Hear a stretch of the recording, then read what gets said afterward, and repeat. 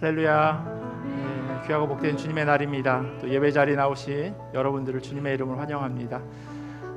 되게 날씨도 좋고요. 나가 보니까 너무너무 화창한 날이더라고요. 여러분들 또 마음 가운데 또 삶 가운데 하나님께서 그렇게 화창한 날로 또 그렇게 만들어 주실 줄 믿습니다. 우리 앞뒤 좌우로 같이 인사할까요? 잘 오셨습니다. 또 반갑습니다. 그렇게 같이 인사하셨으면 좋겠습니다. 한 주간 또 각자 살아가는 그 삶의 자리가 있으셨을 텐데 같이 이렇게 나와서 인사하고 또 교제하고 또 예배드릴 수 있는 이 자리가 있는 것이 참으로 감사합니다. 오늘 예배를 통해서 그런 기쁨과 감사가 우리 마음 가운데 가득하기를 간절히 소원합니다. 이제 다 함께 우리의 마음을 모아서 영과 진리로 하나님께 예배드립니다.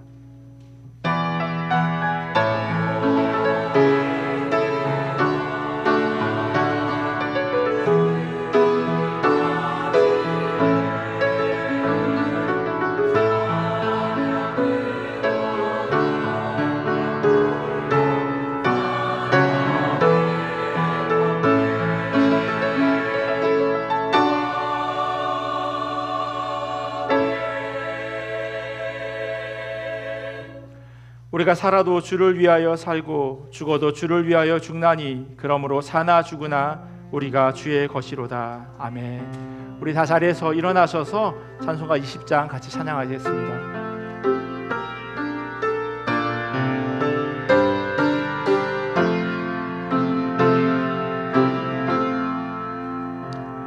그 영광 중에 계신 주 나 찬송합니다. 영원히 계신 주 이름 나 찬송합니다. 한없이 크신 능력을 나 찬송합니다. 참되고 깊은 그 언약 나 찬송합니다. 온 천지 창조하시던 그 말씀이 미서 영원히 변치 않는 줄 나 믿사옵니다. 그 온유하신 주 음성 날 불러주시고 그 품에 품어주시니 나 찬송합니다.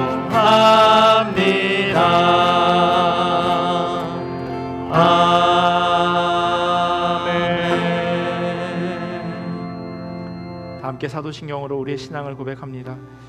전능하사 천지를 만드신 하나님 아버지를 내가 믿사오며 그 외아들 우리 주 예수 그리스도를 믿사오니 이는 성령으로 잉태하사 동정녀 마리아에게 나시고 본디오 빌라도에게 고난을 받으사 십자가에 못 박혀 죽으시고 장사한 지 사흘 만에 죽은 자 가운데서 다시 살아나시며 하늘에 오르사 전능하신 하나님 우편에 앉아 계시다가 저리로서 산 자와 죽은 자를 심판하러 오시리라. 성령을 믿사오며 거룩한 공회와 성도가 서로 교통하는 것과 죄를 사하여 주시는 것과 몸이 다시 사는 것과 영원히 사는 것을 믿사옵나이다. 아멘. 우리 다 자리에 앉으셔서 이 세상의 모든 죄를 함께 찬양하시겠습니다.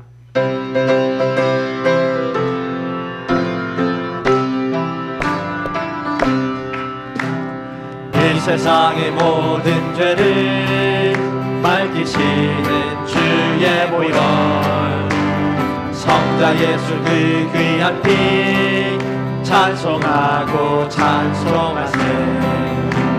주님 앞을 멀리 떠나 길을 잃고 헤맬 때에 나의 뒤를 따라오사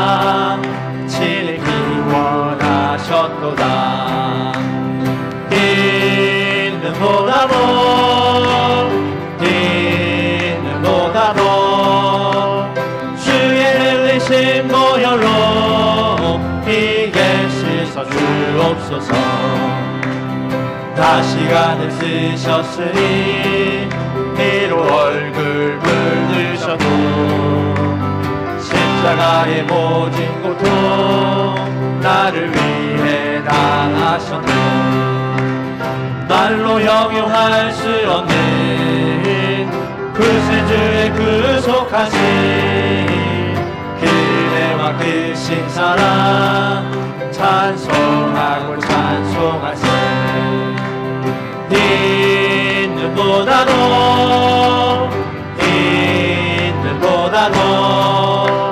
주의 흘리신 보혈로 희게 씻어 주옵소서. 아버지를 멀리 떠나 바른 길을 저버리고 여러가지 죄악으로 주홍같이 되었으니 물같은 것 가지고는 씻을 수가 주없네. 주여 귀한 보배 피로 날 정결케 하옵소서. 있는보다도 주의 흘리신 보혈로 희게. 우리 한 번 더 찬양하겠습니다. 있는보다도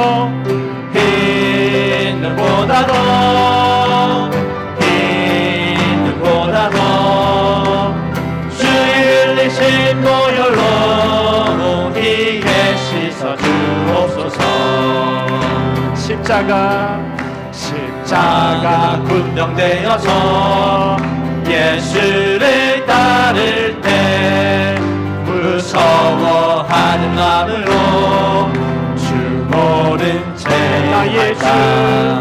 나의 주 그리스도 나를 속량했으니 나 십자가를 벗으는 저 멸류관쓰니 선고 피를 흘리며 큰 싸움 하는데 나 어찌 편히 누워서 상받기 이 죄악 많은 세상에 수많은 원수들 날 유혹하고 해치나 내 주만 나의 주 그리스도 나를 속량했으니 나 십자가를 벗으는 저 멸류관쓰니 나 멸류관을 쓰려고 몸 바쳐 싸울 때 주 내게 용기 주시사 승리의 그날 이르러 십자가 군병들 개가를 불러 영광을 주님께 돌리리. 나의 주 그리스도 나를 속량했으니 나 십자가를 벗으는 저 멸류관쓰니. 아멘.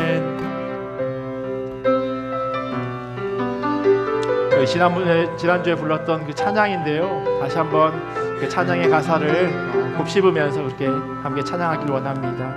나의 평생에 가장 복된 일은 나의 평생에 가장 복된 일은 내가 예수님을 만난 것이라.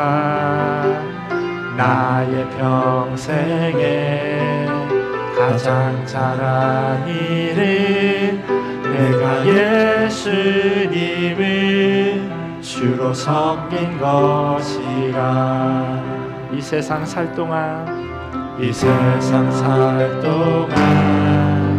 내가 걷는 길이 때로 험하여서 넘어질 때도 주의 강한 손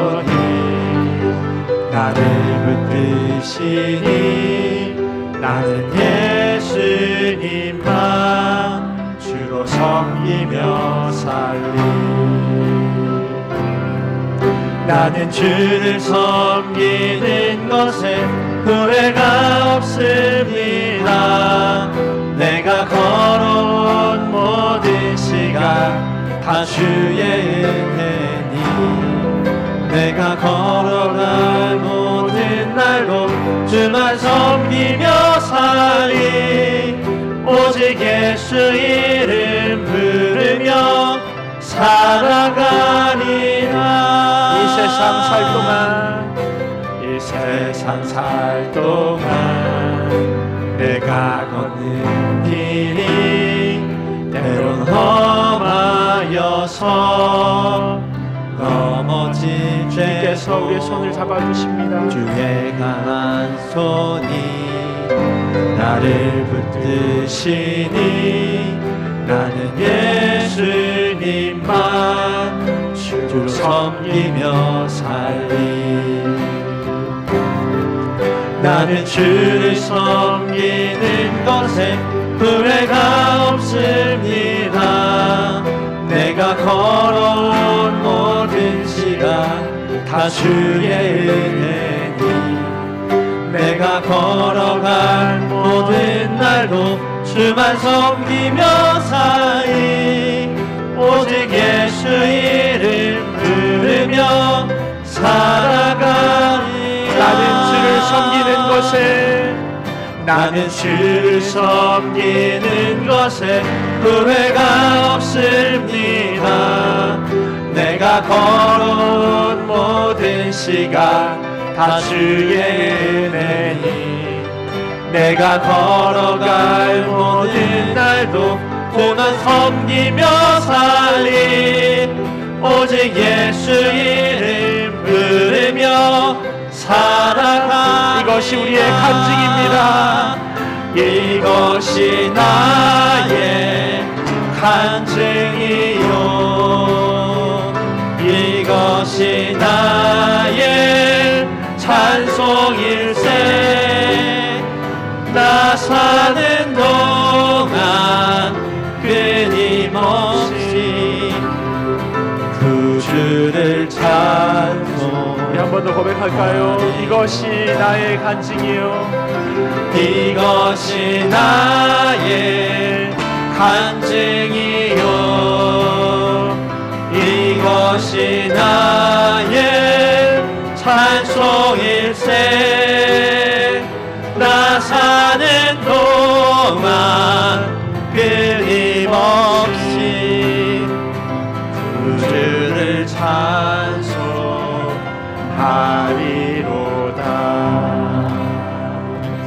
이 시간 함께 같이 예배를 위해서 기도하겠습니다. 하나님, 우리가 주님의 십자가 군병된 자로서 주님 앞에 예배하기 위해서 나왔습니다.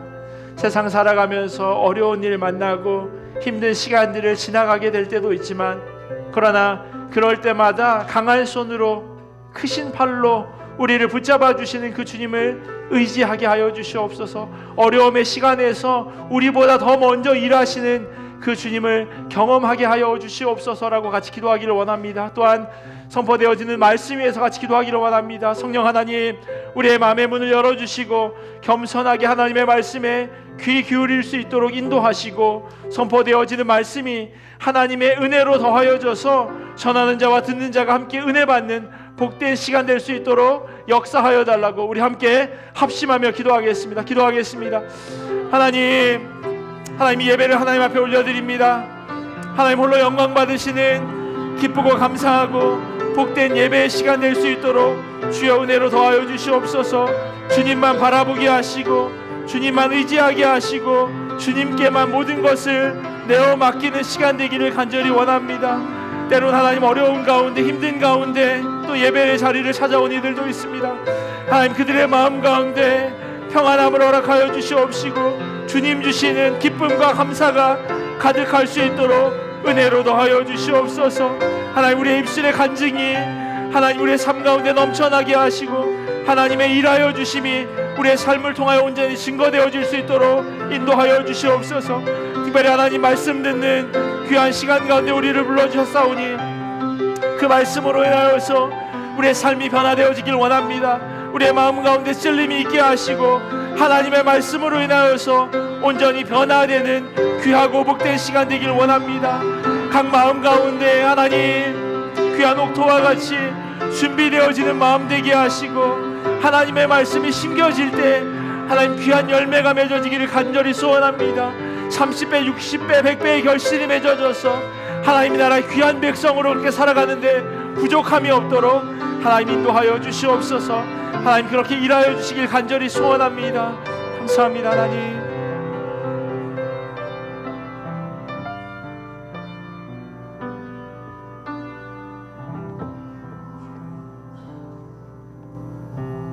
아버지 하나님, 우리의 영혼이 여호와를 찬송케 하시니 무한 감사합니다.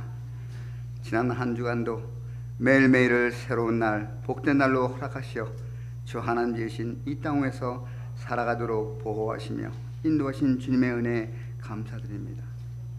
거룩하고 복된 주님의 날, 우리의 심령이 오직 주님만을 향하게 하시고 뜨거운 심정으로 주님을 경배하는 예배자의 자세로 오늘을 시작하게 하옵소서. 내 속에 정한 마음을 창조하시고 정직한 영을 새롭게 하시는 주님, 이 예배를 통하여 세상 것에 탐하던 길에서 돌이켜 그리스도만이 우리 삶의 중심이요 목적이 되게 인도하옵소서. 그러나 아직도 저희들 마음 깊은 곳에 죄가 있고 저희들의 모든 행위에 죄가 있음을 고백합니다. 주님께서는 저희들을 너무 많이 사랑하시고 오래 참으셨기에 저희들은 죄 가운데 그대로 있으면서도 이대로 살아도 되는 줄 알았습니다. 이 미련함과 어리석음을 용서하옵소서. 이 시간에도 죄에 갇힌 저희 자신을 십자가에 못 박고 그 십자가 주시는 능력으로 나를 이기고 죄를 이기며 세상을 이길 수 있는 힘 주옵소서. 지금까지 지내온 것 다 주님의 크신 은혜임을 알면서도 허락하신 이 땅 위에서의 삶이 그다지 녹록하지 않았음을 지난 세월을 통해서 생각해 봅니다. 때로는 희망의 빛을 가리는 어둠이 엄습하였고 우리의 세상적인 노력에 대한 실망감과 삶 속에서 슬픔과 좌절, 분노와 고통과 같은 어려움을 경험할 때 하나님께서 나의 삶을 인도하신다는 믿음의 신뢰를 잃어버리고 탄식하고 원망하였음을 되돌아봅니다. 하나님, 저희들을 불쌍히 여기옵소서. 외롭고 힘들 때 다시금 주님을 바라봅니다. 여호와 이레로 예비하신 길을 걸을 때 주님 주시는 풍성한 삶에서는 슬픔과 결핍이 없음을 체험케 하옵소서. 저희들 인도하시는 빛, 주님의 팔이 항상 등 뒤에서 돕는 손길로 함께 하심을 믿는 저희들에게 세상에서는 가질 수 없는 안식과 만족감을 주시니 얼마나 감사한지요. 이제 하절기를 맞아 여러 기관에서 크고 작은 행사와 모임을 준비하고 있습니다.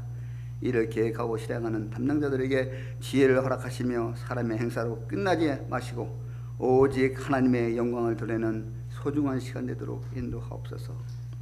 단위에 세우신 주님의 종을 통해 들려지는 하나님 말씀이 사망의 음침한 골짜기를 다닐지라도 담대히 하나님 말씀대로 살아가는 데 필요한 영의 양식이 되게 하옵소서. 오늘도 저희를 통하여 이루어지는 하나님의 뜻과 하나님 나라를 속히 구현하는 데 쓰이는 귀한 자녀되도록 인도가 없이를 간구드리며 우리 구주 예수 그리스도로 기도합니다. 아멘.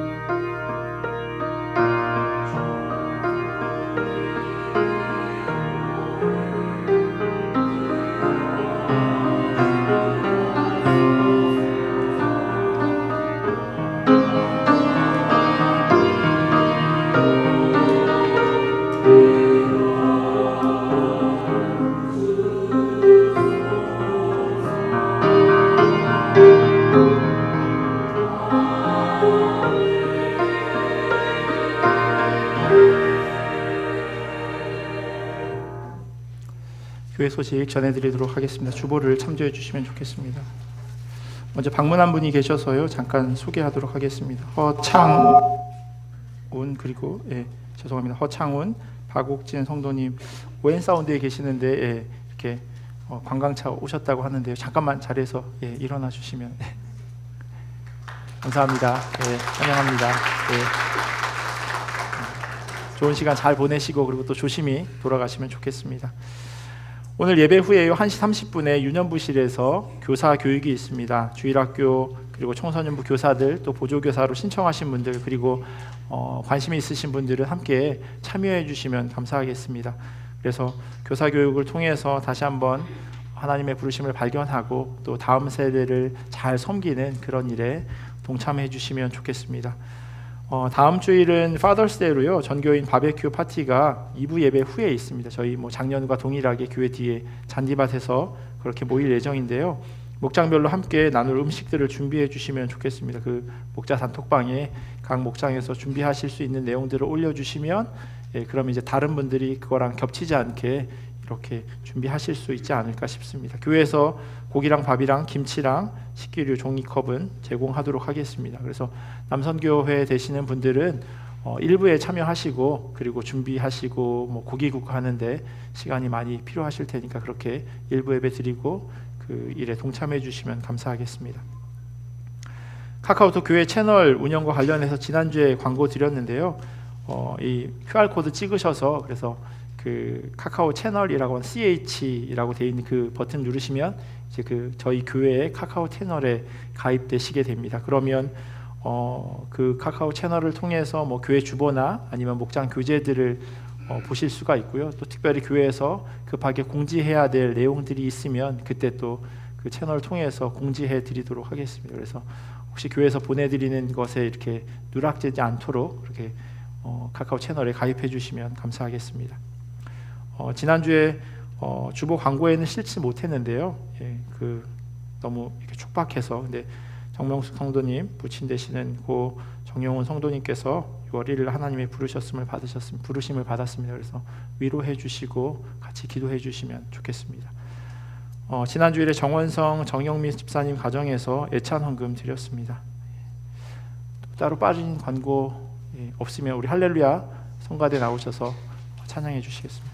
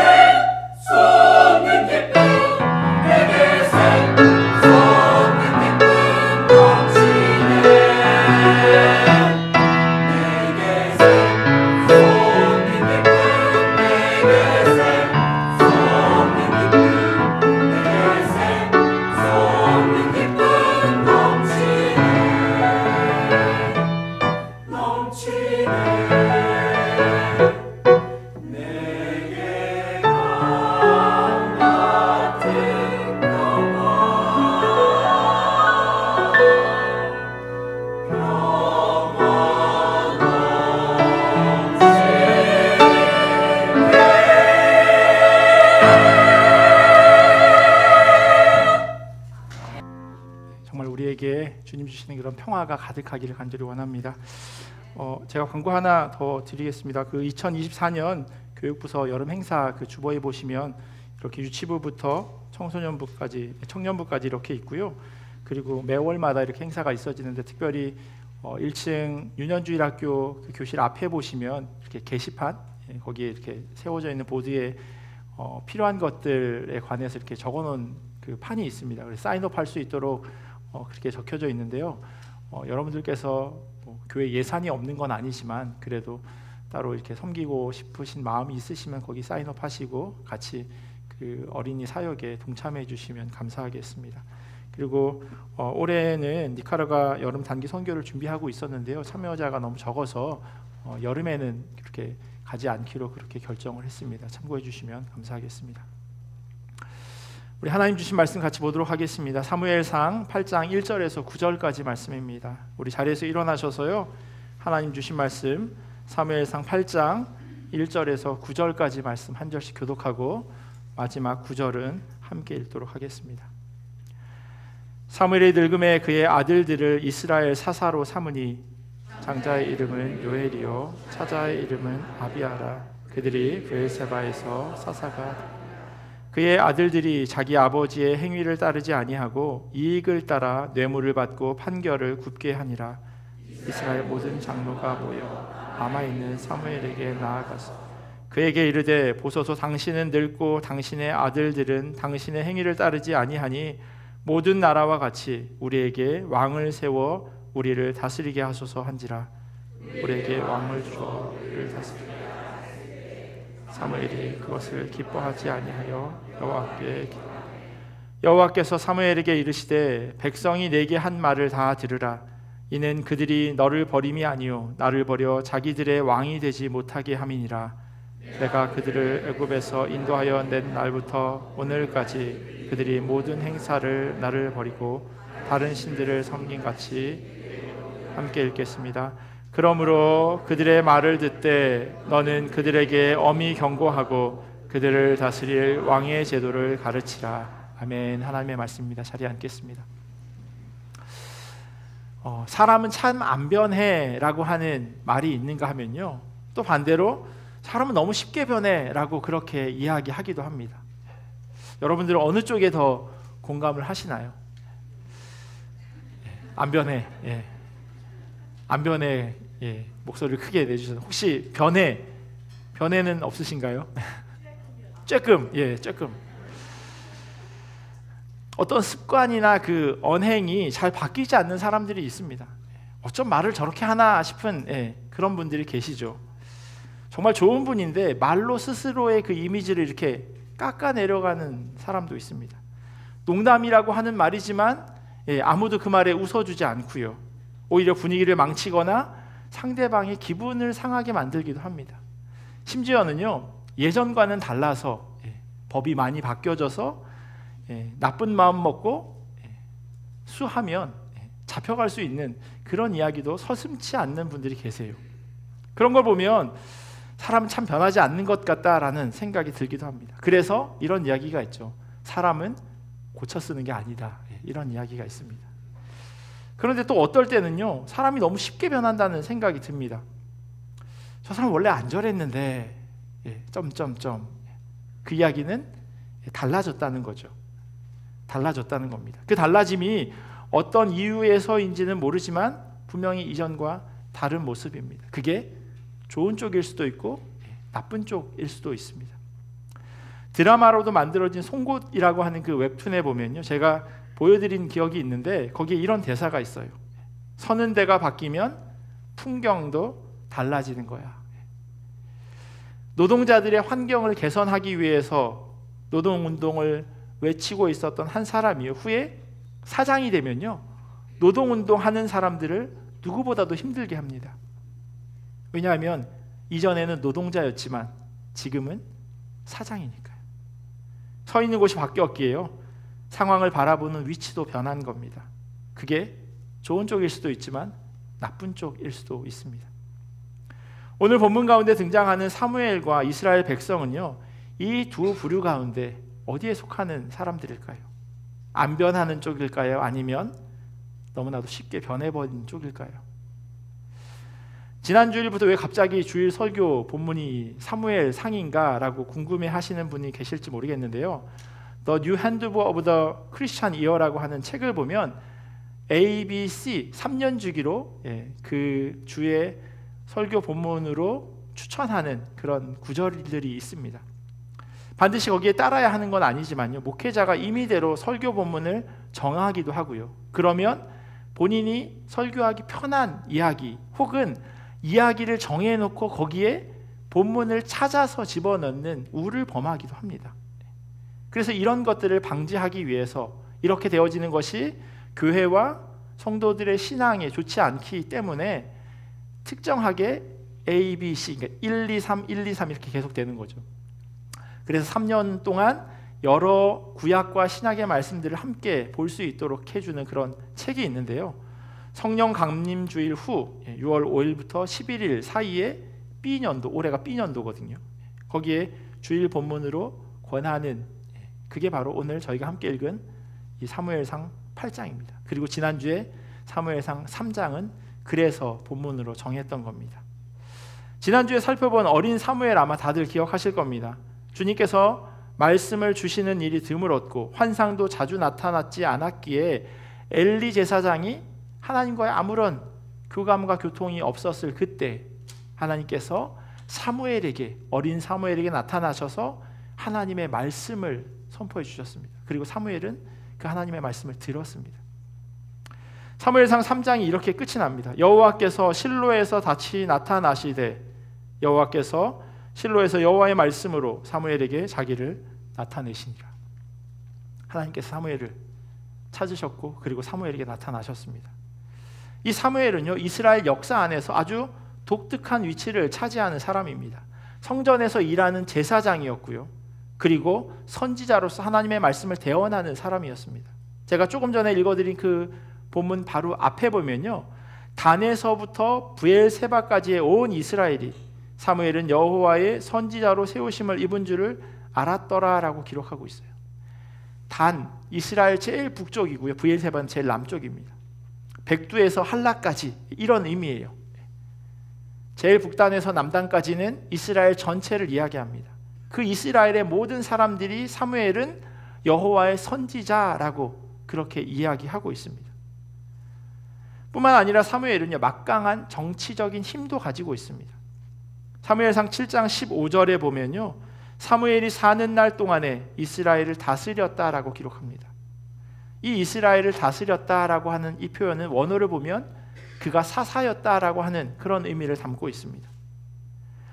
이어지는 17절에 보면요, 라마로 돌아왔으니 이는 거기에 자기 집이 있음이니라. 거기서도 이스라엘을 다스렸으며 또 거기에 여호와를 위하여 제단을 쌓았더라라고 하는 말씀으로 7장이 끝이 납니다. 이 기록을 보면요, 이스라엘을 다스렸다라고 하는 그 의미 안에 이 사람이 이스라엘의 사사였다라고 하는 원어의 의미도 함께 담아내고 있어요. 왜냐하면 모세와 여호수아 같은 걸출한 리더십이 부재한 상황이었어요. 그렇다고 해서 왕이 세워지지도 않았던 때입니다. 그때 하나님께서 사사들을 불러 사용하셨는데, 이 사사들은요, 전쟁이 있을 때는 최전선에서 전쟁이 임하는 그런 사령관 같은 역할을 했고, 또 재판이 있을 때는 재판관으로서의 그런 역할을 감당했던 사람입니다. 그래서 이스라엘의 사사로 활동했다라고 하는 표현을 이스라엘을 다스렸다라고 번역해 놓은 겁니다. 사무엘의 정치적인 역량이 상당했다고 하는 것은요, 사울과 다윗을 왕으로 세웠다라고 하는 것으로도 충분히 증명됩니다. 사무엘은 그렇게 제사장으로, 선지자로, 그리고 막강한 정치적 힘을 지닌 사사이기도 한 인물입니다. 이런 사무엘의 위상이 그가 어렸을 때 제사장, 엘리 제사장과 함께 실로에 있었을 때 그때, 그리고 지금 그가 늙었을 때 너무나도 달라져 있습니다. 오늘 본문에서도요, 그가 달라졌다고 하는 암시를 두 군데에서 하고 있어요. 1절 말씀 보시면 사무엘이 늙음에 그의 아들들을 이스라엘 사사로 삼으니라고 되어 있습니다. 제가 지난주에도 말씀드렸지만 그 엘리의 눈이 점점 어두워가서 잘 보지 못하는 때라고 하는 것은요, 이 엘리 제사장이 나이가 들어서 노쇠했다, 늙었다라고 하는 것을 설명하기보다는 그의 영적 상태가 어떠한지를 이야기해 준다고 설명드렸습니다. 사무엘도 엘리의 길을 걸어가고 있는 겁니다. 사무엘이 늙음에라고 하는 비슷한 표현이 그렇습니다. 그 역시 영적으로 쇠약해져 가고 있다는 겁니다. 그와 같은 생각을 할 수밖에 없는 이유는요, 바로 그의 아들들을 이스라엘의 사사로 삼으니라고 하는 구절 때문입니다. 돌아오는 수요일부터 이제 마가복음 강해가 끝나고 이제 사사기 강해를 시작할 예정입니다. 거기 보면요, 사사는 제사장처럼 세습하는 것이 아니라고 되어져 있어요. 아버지가 사사였다고 해서 아들이 사사가 되는 것이 아닙니다. 사사는 하나님이 세워주시는 사람이에요. 그런데 사무엘이 자기가 늙고 지금 누리고 있는 이 많은 것들, 그걸 내려놓을 때가 되니 자기 아들들을 그 사사로 세운 겁니다. 무엇보다도 이 두 아들은요, 그 역할을 감당할 수 있는 사람이 아니었어요. 오늘 본문 3절에 보면 이들의 죄악이 기록되어 있습니다. 그의 아들들이 자기 아버지의 행위를 따르지 아니하고 이익을 따라 뇌물을 받고 판결을 굽게 하니라. 돈을 받고 재판을 공정하게 하지 않은 겁니다. 신명기 16장에 보면요, 재판관이 어때야 하는지에 대한 기록이 있습니다. 그 가운데 이런 구절이 있어요. 너는 재판을 굽게 하지 말며 사람을 외모로 보지 말며 또 뇌물을 받지 말라. 뇌물은 지혜자의 눈을 어둡게 하고 의인의 말을 굽게 하느니라. 재판을 할 때 공정성을 잃어서는 안 될 겁니다. 재판관 앞에 서 있는 사람이 누구든 상관없이 공정하게 공평하게 그렇게 재판이 되어져야 합니다. 그 사람이 높은 사람이라고 해서 그 사람을 위해서, 혹은 그 사람이 벌 볼 일 없는 사람이라고 해서 그 사람에게 어려움으로 그 재판이 이루어져서는 안 될 겁니다. 예나 지금이나 이건 마찬가지죠. 그런데 사무엘의 두 아들은요, 아버지에 의해서 그 자리에 앉혀졌고, 그리고 자기 욕심대로 돈을 받고 마음대로 재판을 하는 사람들이었습니다. 또 하나 사무엘이 이전과 달라졌다라고 하는 것은요, 그가 지금 있는 장소를 통해서 알 수 있습니다. 그가 지금 어디 있냐면 라마라고 하는 곳에 있어요. 4절에 이스라엘 모든 장로가 모여 라마에 있는 사무엘에게로 가서라고 되어져 있습니다. 오늘 본문 바로 앞에 있는 17절에도 보면 라마로 돌아왔으니라고 사무엘이 지금 어디 있는지를 알려주고 있어요. 사무엘이 어렸을 때에는요, 하나님의 법궤가 있는, 하나님의 임재를 상징하는 그 법궤가 있는 실로에서 살고 있었습니다. 그러나 그 법궤가요, 엘리 제사장의 두 아들 홈니와 비누아스에 의해서 블레셋에 빼앗깁니다. 그리고 블레셋 여기저기를 돌다가 나중에는 엉뚱한 곳, 그러나 조금 더 이스라엘 사람들에게는 가까운 쪽 기럇 여아림이라고 하는 곳으로 옮겨지게 됩니다. 화면에 법궤 이동이 그려져 있는데요, 실로에서 법궤가 있었는데 그것이 서쪽으로 갔다가 남쪽으로 갔다가 다시 동쪽으로 이렇게 시계 반대 방향으로 돌고 있어요. 블레셋 수중에 있다가 벳세메스로 암소 2마리의 그 법궤가 실려서 이렇게 옵니다. 그리고 벳세메스에 동착했다가 그리고 나서 기럇 여아림이라고 하는 곳으로 옮겨집니다. 그리고 나중에 다윗에 의해서 예루살렘 성으로 가게 되죠. 사무엘이 있었고 또 그가 있어야 할 곳은요, 법궤가 있는 하나님의 임재를 상징하는 그 성소가 있는 곳이었어요. 그러니까 기럇 여아림이라고 하는 곳에 그가 있어야 합니다. 그럼에도 불구하고 그는 지금 라마라고 하는 곳에 있습니다. 라마는요, 지도상으로 보면 에베네셀 근처에 있는 그런 도시예요. 이 라마는 바로 이 사무엘의 고향입니다. 고향이 가지고 있는 그런 의미가 있는데요, 지금과는 또 다른 당시의 고향이 가지고 있는 의미가 있었어요. 그게 뭐냐면 자기가 나고 자란 곳일 뿐만 아니라 일가 친척이 모여 사는, 그래서 불편함이 없는 곳이에요. 다 내 편인 곳이에요. 거기다 사무엘의 아버지 엘가나, 그 사람의 행동을 통해서 조금 더 다른 면을 엿볼 수 있습니다. 엘가나는요, 매년 한 번씩 실로에 가서 하나님께 제사를 드렸대요. 사무엘상 시작하는 부분에 있는 말씀이에요. 엘가나는 제사를 드리고 나서는 늘 아내 브닌나와 그가 낳은 모든 아들, 딸에게 재물을 각각 한 몫씩 나누어 주곤 하였다. 그러나 한나에게는 2몫을 주었다. 비록 주님께서 한나의 태를 닫아 놓으셨지만 엘가나는 한나를 사랑하였다. 이 말씀을 통해서 가장 먼저 엿볼 수 있는 것은 엘가나가 참 믿음 있는 사람이었다라고 하는 거예요. 매년마다 실로로 가서 하나님께 제사를 드립니다. 그런데 또 하나 엿볼 수 있는 게 있어요. 이 엘가나의 재정 상황이에요. 한 가족을 위해서 한 번 제사를 드려도 잘못한 일이 아닙니다. 그런데 자기 아들 그리고 딸까지 카운트해서 하나님 앞에 제사를 드리죠. 그리고 태어나지 않은 한나의 자녀를 위해서는 2배로 제사를 드렸다라고 이야기합니다. 아주 넉넉한 사람이었다는 거예요. 재정적으로 그 지역에서 어려움이 없을 만큼 아주 부자였다는 것을 이야기합니다. 사무엘에게 있어서 라마는요, 이런 아버지가 계셨던 땅, 그리고 그 아버지로부터 물려받은 것이 있는 곳입니다. 여러모로 안정적이고 편안한 곳이죠. 이 라마에 사무엘이 살고 있었다고 하는 것은요, 이제 그의 삶에 무엇이 중심이 되었는지를 보여주고 있는 거예요. 하나님의 임재를 상징하는 법궤가 있는 곳에 거했던 사무엘이 이제는 고향에 살고 있습니다. 이것은 단순히 사는 장소의 변화가 아니라 영적 상태의 변화를 우리에게 알려주는 대목입니다. 사무엘이 살고 있는 라마라고 하는 그 지명의 뜻이요, 힐, 언덕이라고 하는 뜻을 가지고 있어요. 한국 드라마에 많이 나오는 그런 대사가 있습니다. 집에서 아주 큰 집에서 일하는 아줌마가 전화를 받습니다. 여보세요 하고, 그리고 이제 그 집의 주인인 아줌마를 부르죠. 사모님, 평창동에서 전화 왔어요. 이렇게. 평창동이라고 하는 곳이요, 평지가 아니에요. 높은 곳이에요. 제가 찾아보니까 요즘에 아주 넉넉하신 분들, 한국의 회장님들이 사는 곳, 거기가 평창동이랑 한남동이더라고요. 강남 한복판 압구정동 이런 데 살지 않아요. 그런 데는 그냥 좀 사시는 분들 사시는 거고요. 평창동이나 한남동은 그냥 아무리 돈을 쓰려고 해도 다 못 쓰고 죽으시는 분들이 사시는 곳, 그런 데가 바로 산 자락에 있다는 겁니다. 제가 예전에 그 몬트리올에 살 때요, 이게 뭐 캐나다도 마찬가지다라고 하는 생각이 들었어요. 몬트리올이 아주 큰 섬이거든요. 몬트리올에서는 그 노턴온 레드로 이렇게 빨간불 때 라이턴 하시면 안 돼요.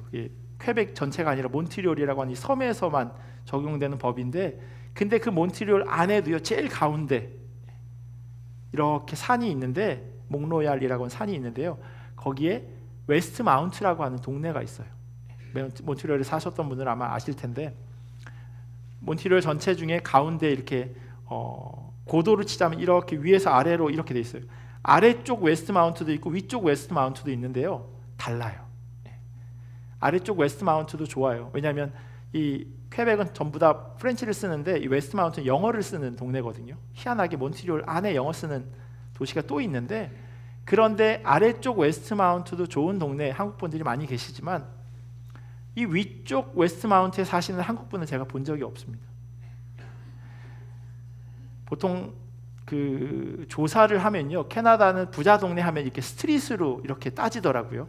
그런데 보통 탑 10에 한 서너 개 스트릿이 들어가는 데가 바로 그 웨스트 마운트 그 힐 있는 동네예요.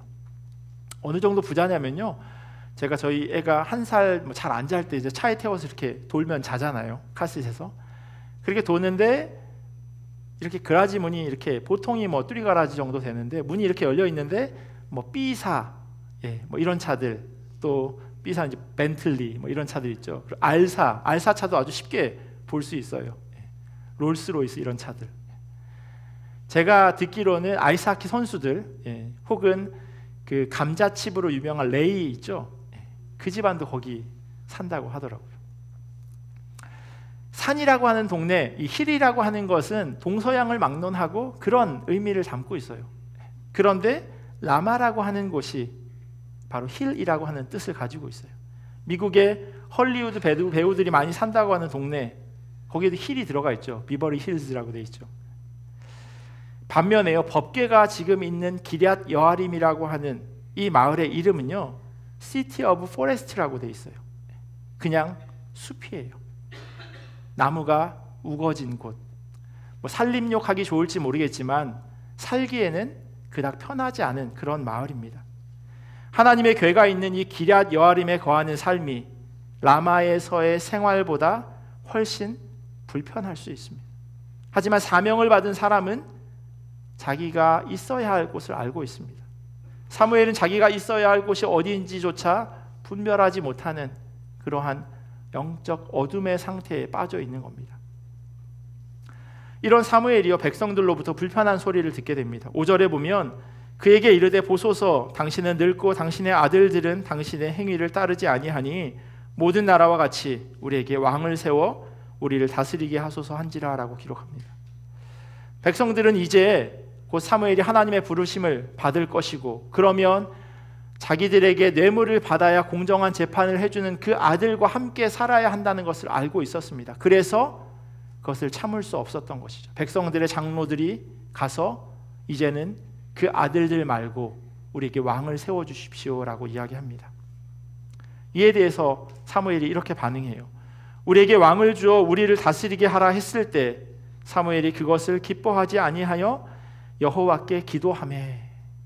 사무엘의 아주 믿음 좋은 모습으로 자칫 착각해서 보여질 수 있는 대목입니다. 사무엘은 이스라엘 백성들의 요구를 기뻐하지 않아요. 이게 왜 좋은 모습처럼 보여지냐면요, 백성의 장로들이 하나님의 뜻과는 상관없는 것을 요구하고 있기 때문이에요. 그래서 사무엘이 하나님 대신해서 그것을 기뻐하지 않았다라고 볼 수 있는 대목이에요. 하지만 그렇게 해석하기에는 직전의 상황들이 다른 이야기를 하고 있었던 겁니다. 사무엘은 영적으로 둔감해져 있었고 자기 마음대로 아들들을 사사로 세웠고 그 아들들은 재판을 자기 마음대로 했습니다.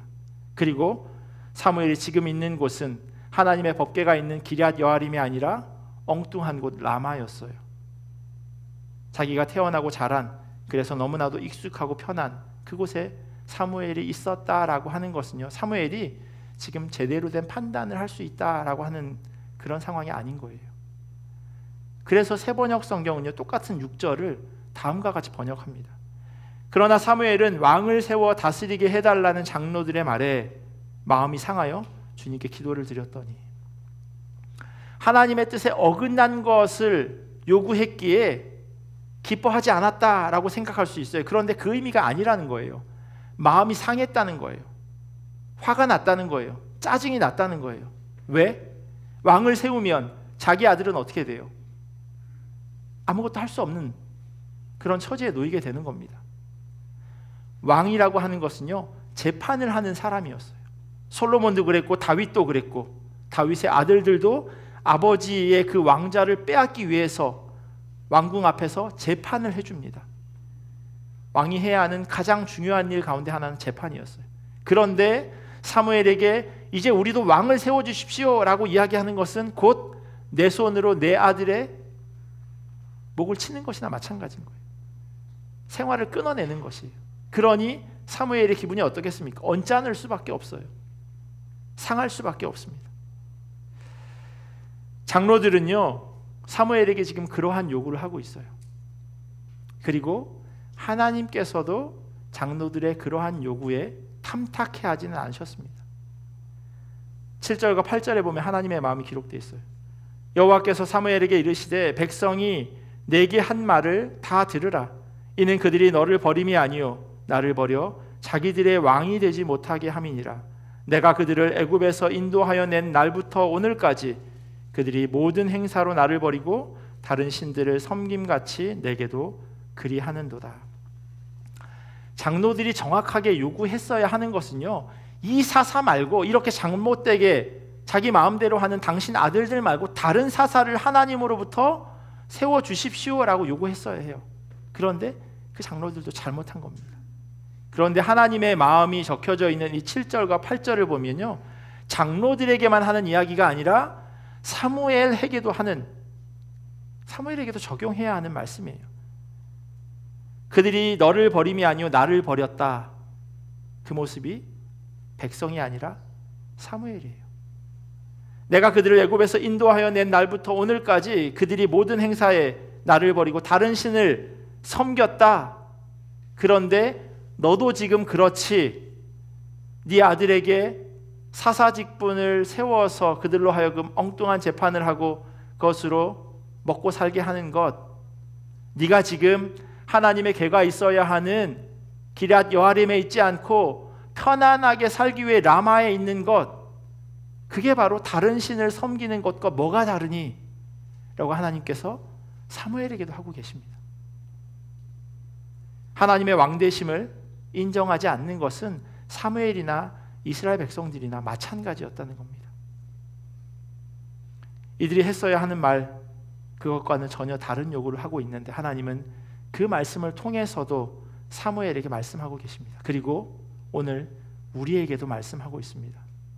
주님께서 사랑하시는 성도 여러분, 오늘 말씀은요, 우리가 어디에 서 있느냐에 따라서 바라보고 생각하고 또 행동하는 것이 달라질 수 있다라고 이야기하고 있습니다. 사무엘이 여호와의 궤가 있던 곳에서 주님의 말씀을 듣고 하나님에게 반응하는 삶을 살았어요. 그게 바로 실로에서의 어린 사무엘이었습니다. 그런데 그때 말씀하옵소서 주의 종이 듣겠나이다 라고 이야기했던 그 사무엘의 시간이 지나서 더 이상 하나님의 궤가 있는 장소에 거하지 않게 됩니다. 공간적으로 물리적으로 하나님과 멀어진 것, 그것이 꼭 영적인 둔감함을 이야기하는 것은 아닐 수도 있습니다. 그런데요, 코비드를 겪으면서 우리 모두는 그러한 경험을 하지 않으셨나요? 교회라고 하는 이 공간에서 멀어졌을 때 우리의 영적 상태가 어떠했는지 다시 한번 되물어 보시면 좋겠습니다. 많은 성도들이 말씀하시더라고요. 온라인이지만 처음에는 잘 이렇게 옷도 차려입고 그리고 앉아서 예배를 드렸대요. 시간이 점점 지나자 옷차림과 함께 몸은 점점 기울어져 가고 마음도 변해갔다는 겁니다. 그게 우리의 모습이라는 거예요. 우리가 있어야 할 장소가 있습니다. 그것이 바로 하나님의 말씀이 있는 곳, 하나님의 임재가 있는 곳입니다. 그것이 꼭 교회일 필요는 없지만요, 교회도 거기에 포함된다고 저는 믿습니다. 일상에서 생활신앙을 잘 하기 위해서는요, 신앙생활을 잘 해야 합니다. 기본기가 탄탄해야 거기에 다른 기술들을 섞어서 쓸 수 있는 것처럼 말입니다. 성수주일도 제대로 하지 못하는 분이 믿음 좋다고 하나님의 음성을 듣고 하나님과 깊이 교제하며 살아간다고 말할 수 없습니다. 저는 그런 분들을 본 적이 없어요. 하나님께 예배드리는 게 삶의 최우선이 아닌데 어떻게 하나님의 말씀대로 살아간다고 그렇게 이야기할 수 있겠습니까? 저는 그렇게 말씀하시는 분을 보면 오히려 겁나더라고요. 어떻게 저렇게 이야기하시지? 절대로 그럴 수 없습니다. 하나님의 사람으로 제사장이고 선지자이고 거기다 사사였던 사무엘도요, 있어야 할 곳에 거하지 않을 때 이렇게 하나님으로부터 멀어져가는 우를 범할 수밖에 없었습니다. 하나님과 가까이 있을 때는 하나님의 음성을 들었는데 하나님으로부터 멀어지면 멀어질수록 점점요, 사무엘 지금 8장인데 지나가면 지나갈수록 점점 하나님으로부터 멀어집니다. 흔히 하는 말이 있죠. 눈에서 멀어지면 마음에서도 멀어진다고. 우리가 있어야 할 곳에 우리는 있어야 할 것입니다. 뭔가 특별한 사역을 하지 않는다 하더라도 주님께서 불러주신 곳, 그곳에 우리는 거해야 합니다. 그것이 주님의 가장 기본이 되는 부르심에 반응하는 겁니다. 그리고 나서 그 위에 하나씩 쌓아 올라가는 겁니다. 우리가 있어야 할 곳에서 그렇게 주님께 예배하는 우리 모두가 되기를 예수 그리스도의 이름으로 간절히 축원합니다. 기도하겠습니다. 하나님 감사합니다. 부르신 곳에서 그렇게 예배하게 하여 주시옵소서. 있어야 할 곳에 우리가 서 있게 하시고 그곳에서 주님의 귀한 음성에 반응하며 먼저 살아가게 하시고, 그리고 우리가 살아가는 그 삶의 자리에서 주님의 부르심과 보내심을 기억하며 살아가는 자들 되기를 간절히 소원합니다. 가든지 아니면 가든지 하라고 하는 그 말의 뜻이 바로 우리로 하여금 하나님께서 보내신 그 삶의 자리에서 하나님의 선교사로서의 사명을 잘 감당하는 것임을 우리로 기억하게 하여 주시옵소서. 하나님이 불러주신 곳, 그곳에서 하나님의 말씀으로 잘 양육되어지게 하시고 하나님이 보내신 그 삶의 자리 가운데서 온전히 주의 복음대로 살아내는 귀한 주의 자녀들에게 인도하여 주시옵소서. 감사하며 사랑이 많으신 예수님의 이름으로 기도합니다. 우리 들은 말씀 기억하면서 찬송가 459장 찬양하시겠습니다.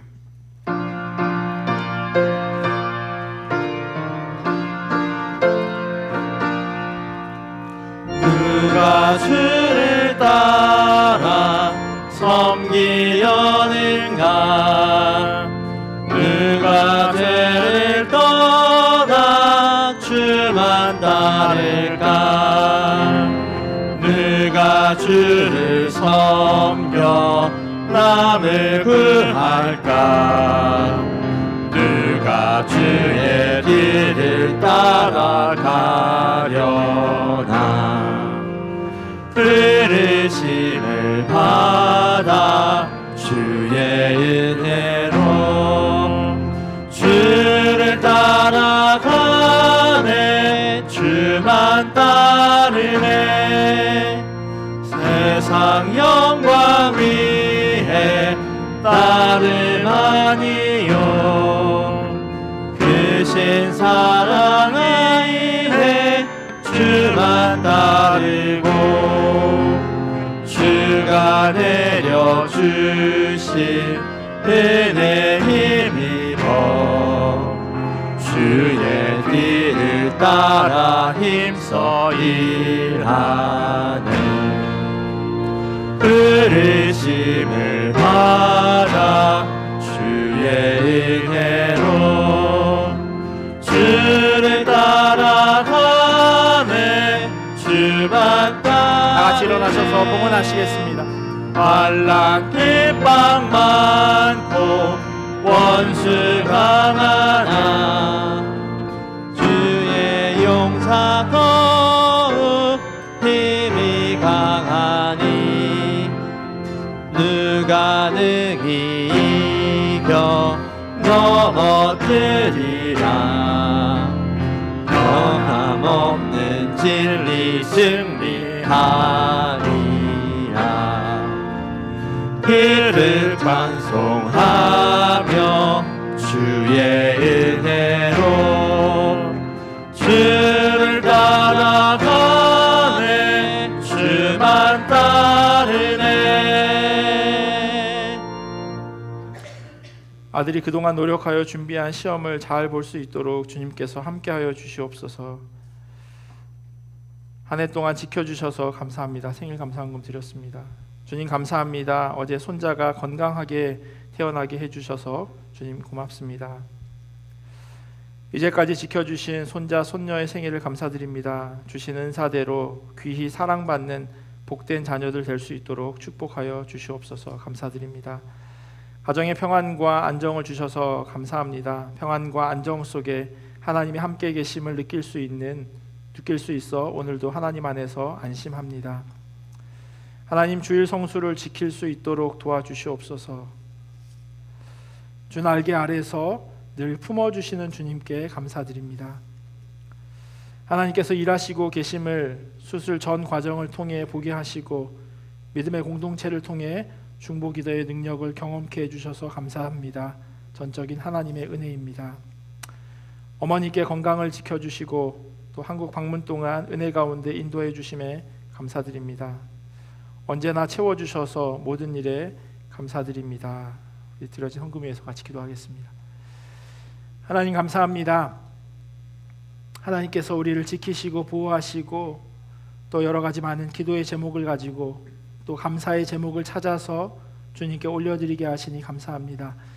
하나님 오늘 들은 그 말씀처럼 하나님께서 우리를 살아갈 수 있도록 인도하시고 또 우리의 환경과 상황도 하나님 그렇게 바꾸어 주시길 간절히 소원합니다. 하나님께 예배하는 것, 하나님께 나와서 한 공동체 안에서 또 하나님의 부르심 가운데 살아가는 것, 그것이 얼마나 감사한 일인지 다시금 기억하게 하시고, 또한 그런 일들을, 그런 상황들을 만들어주신 하나님께 모든 감사와 영광과 찬양을 올려드릴 수 있도록 도와주시옵소서. 귀한 마음 가지고 하나님 앞에 올려드렸습니다. 모든 것이 하나님으로부터 왔음을 고백하는 마음으로 그렇게 드리오니 하나님 기쁘게 받아주시옵소서. 형편으로 인하여서, 상황으로 인하여서 드리지 못하는 손길들 하나님 기억하셔서 그들의 삶 가운데 주의 부어주심이 가득하게 하시고, 또 하나님의 역사하심을 경험했다고 간증할 수 있도록 도와주시옵소서. 그리하여서 주님의 모든 백성들 한 사람 한 사람 하나님의 그 부르심, 그 은혜, 그 복들을 삶 가운데 충만하게 누리게 도와주시옵소서. 지금은 우리 주 예수 그리스도의 크신 은혜와 하나님 아버지의 사랑하심과 성령님의 교통하심이 우리가 있어야 할 곳에 거하기를 결단하는 주님의 자녀들 머리 위에, 그리고 이들의 가정과 삶의 자리와 주의 몸된 교회 위에 지금부터 영원토록 함께 하시기를 간절히 축원하옵나이다.